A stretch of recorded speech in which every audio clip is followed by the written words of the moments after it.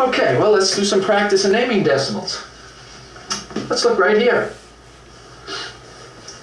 How many numbers to the right of the decimal place? 1. It's 1 decimal place. Well, the first decimal place we know is the tenths, so this number is 7/10. Take a look here. How many decimal places? I have 2.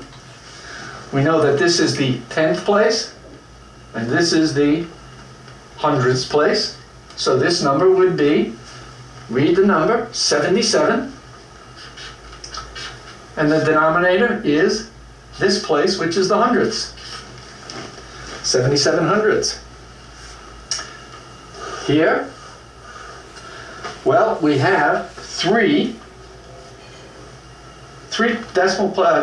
positions to the right of the decimal point: tens, hundreds, thousands. This number would be 777, my bad, thousands. Take a look here.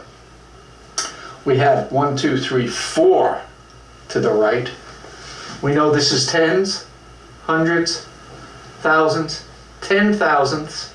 So this number is 4,673. We just read the number 4,673. 10 thousandths. We'll take a look at a couple of other examples.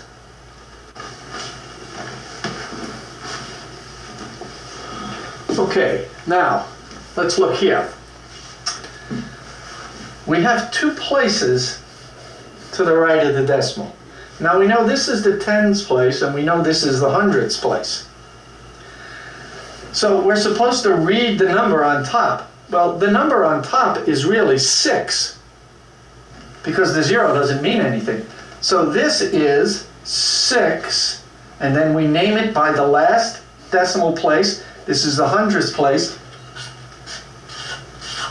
So this is really 6 hundredths because 10, and this is the hundredths place, and the 6 is in the hundredths place. Same here. We have 2 places to the right. This is tens, this is hundredths. The number is 9 because the 0 makes no difference. So we have 9 100ths. How about here? Well, we have a tens place, hundreds, thousandths.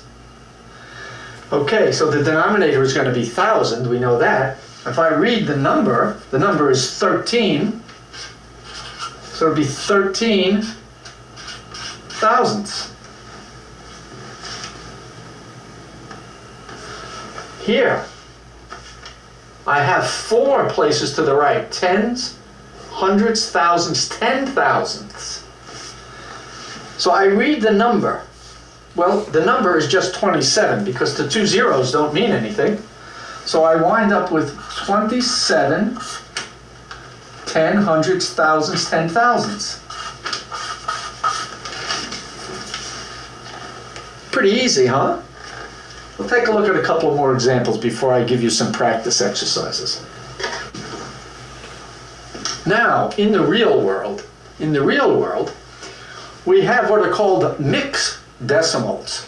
We have whole numbers on one side of the decimal point and decimals on the other side.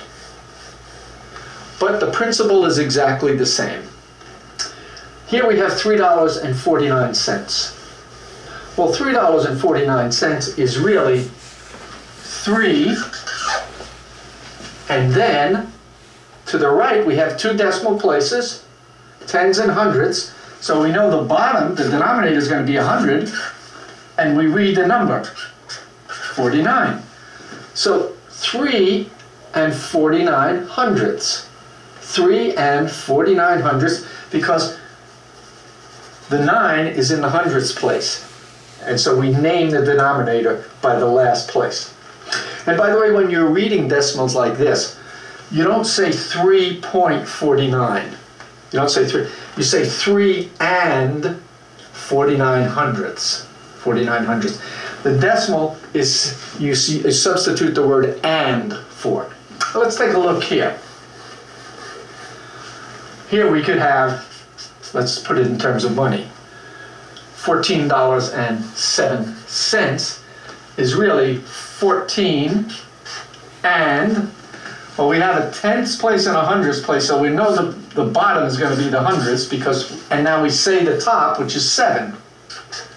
So 14 and 7 hundredths. Let's take a look here. We have 13 and now we have the number 26, because the 0 doesn't matter, 26, and it's 10 hundredths thousand, so it's 13 and 26 thousandths. Because the 6 in 26 is in the thousandths place. Let's look here.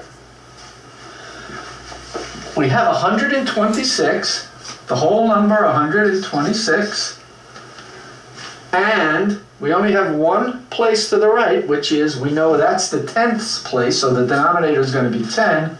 So this is 126 and 6 tenths. And that's all there is to reading decimals. Now I'm going to give you some practice exercises.